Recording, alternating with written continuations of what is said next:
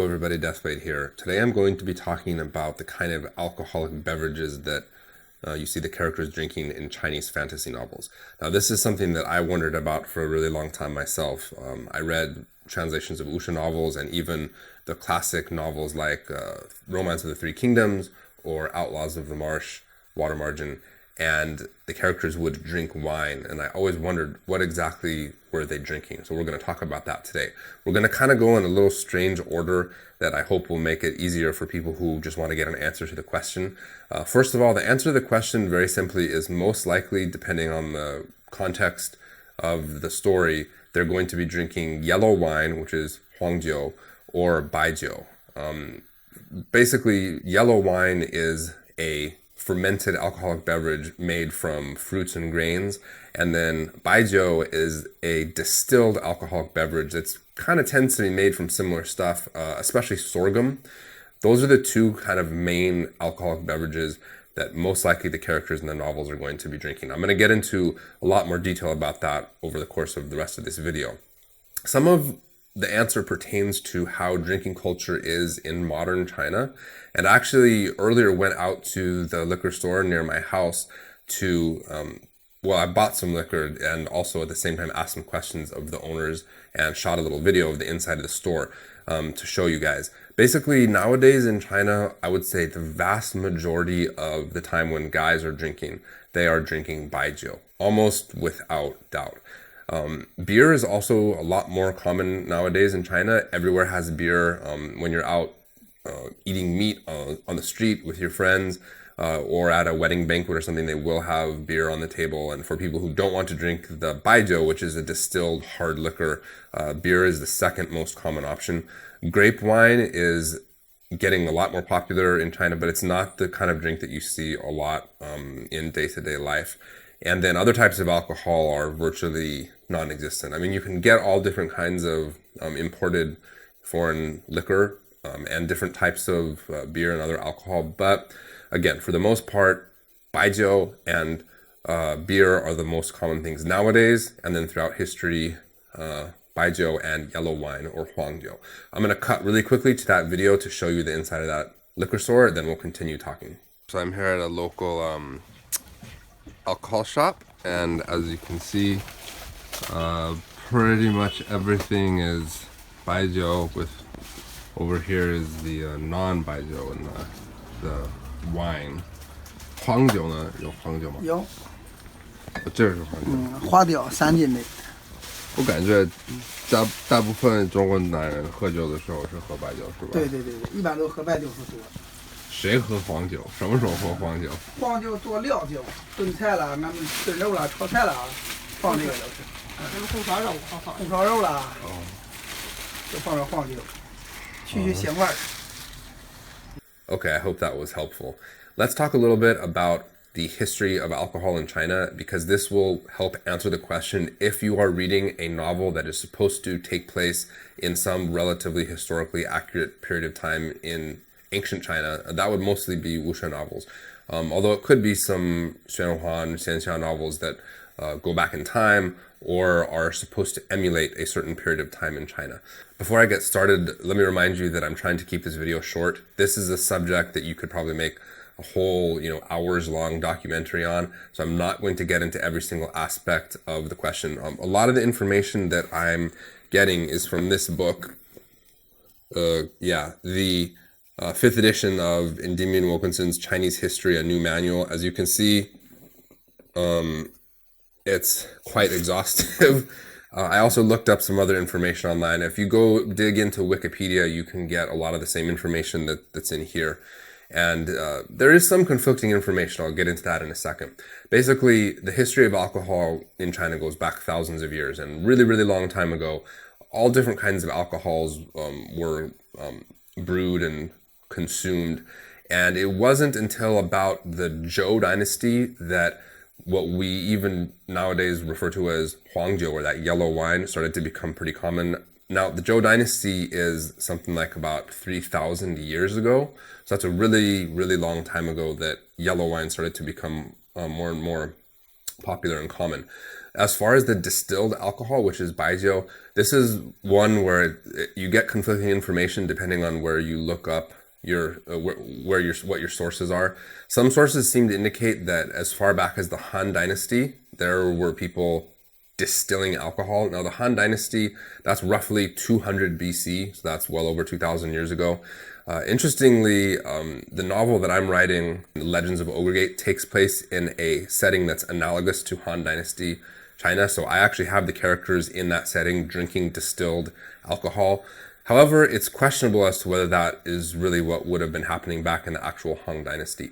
The information that I got, especially from this really big book and from some other books, seems to indicate that it wasn't until the Tang Dynasty that people were actually starting to drink distilled alcohol commonly or use it in alchemy, interestingly enough.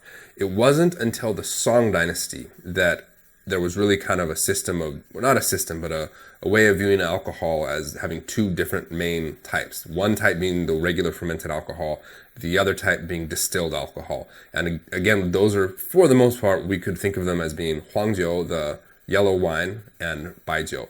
So Song Dynasty is about the 900s AD.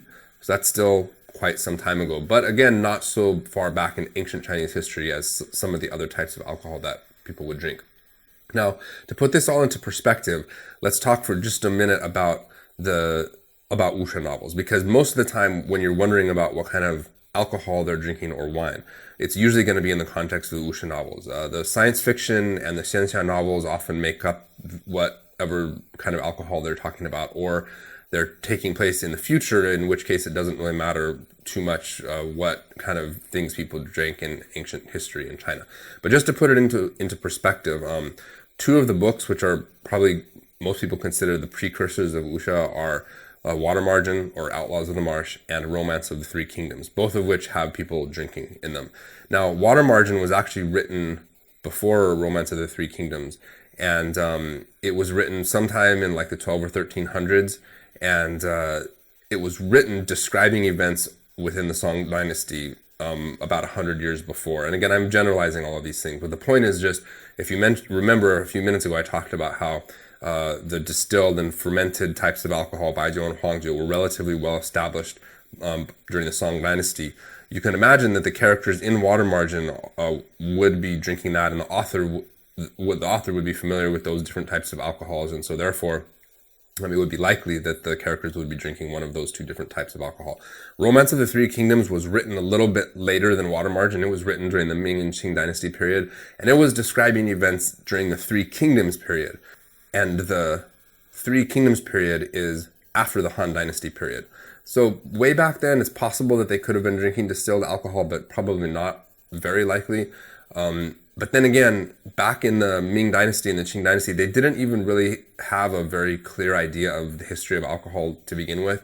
It was actually rumored at that time that distilled alcohol was introduced into China by the Mongols during the Yuan Dynasty, but that actually wasn't really true. So, it's hard to say what kind of alcoholic beverages the characters in Three Kingdoms would have been drinking historically, and also what they would have been drinking in the minds of the authors.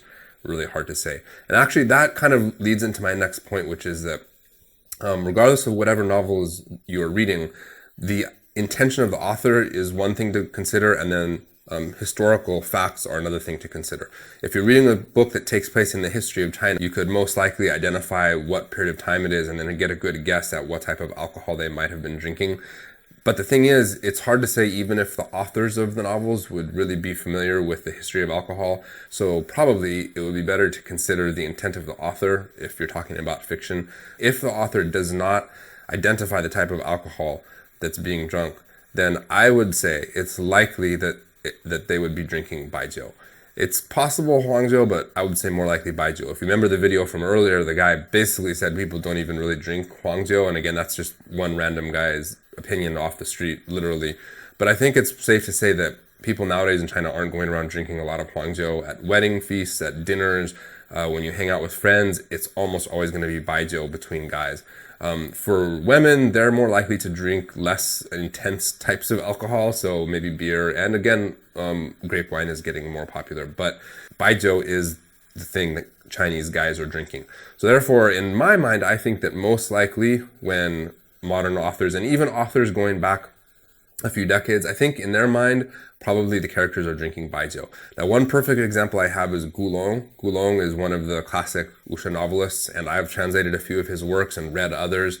Gulong was a really big drinker. He loved baijiu. He eventually died from alcohol-related problems, and he was a big alcoholic. But point is, he really liked baijiu, and in his novels, it often even mentions the brand of alcohol that the characters are supposed to be drinking, and it's baijiu, or a type of baijiu. In just the few novels that I translated, I can remember at least 3 different brands of baijiu that he described the characters as drinking. Now again, his novels are supposed to take place in, at some point in the ancient history of China. So I don't know. I did some research to try to determine whether those brands that he mentioned were even existed during the time when that novel would likely take place. And sometimes it's questionable. That sort of just goes back to the point of the author's intent. Again, I think that a lot of the authors are envisioning the, heroic, strong martial artists drinking the manly kind of drink that guys in China nowadays prefer the most. Baijiu is really intense. It has high alcohol content. Usually the alcohol content varies from between, high 40s to up into the 60s. So it's definitely, puts hair on your chest, as my dad might say. And I think that that's probably the best answer to the question. One thing I want to throw in here at the end is about how to translate the character jiu, which is alcohol. I know that it's an accepted standard, and it's really common for translators to use the word wine. I personally disagree with using it that way. I think that most Western readers, English speakers, when they see the word wine, they tend to think grape wine. And even if they don't think of grape wine, they definitely think of alcohols that have a lower alcohol content or are kind of smooth, probably made from things like fruit or, honey or things like that. And I really feel like the character jiu, alcohol, contains so much more than that I feel it's a little bit inaccurate to translate it as wine. And even in the Xianxia novels, Xuanhua novels, when the characters are drinking and then maybe they use that alcohol in their martial arts, or maybe they get drunk, I really feel like the things they're going to be drinking are more hardcore stuff. Even in the novels that I translate, the Xianxia novels of Argan, the characters describe the spirit alcohol as being, as burning when it goes down, and it's really intense. So I feel like that's a liquor, not a fermented, non-distilled alcohol. So I think that if you don't know what type of alcohol it is that they're drinking, I think the best thing is to translate it as alcohol, which could cover wine, grape wine, and it could cover baijiu, and it could cover anything. And then the reader is left to make up the decision on their own and not be confused by a word which in English tends to heavily imply grape wine. Okay, this is as fast as I could get all the information in. I'll put some links in the video description if you're interested in going through and doing your own background research into alcohol. It's a very interesting subject. One thing that I didn't get into at all in this video is drinking customs. Drinking customs vary throughout China, but there are some key elements that are almost always there no matter where you go, and even when you go back into history, you can see those same customs. I'll do a video on that in the future. If you have requests, comments, questions, please leave them in the comments, and I'll see you next time.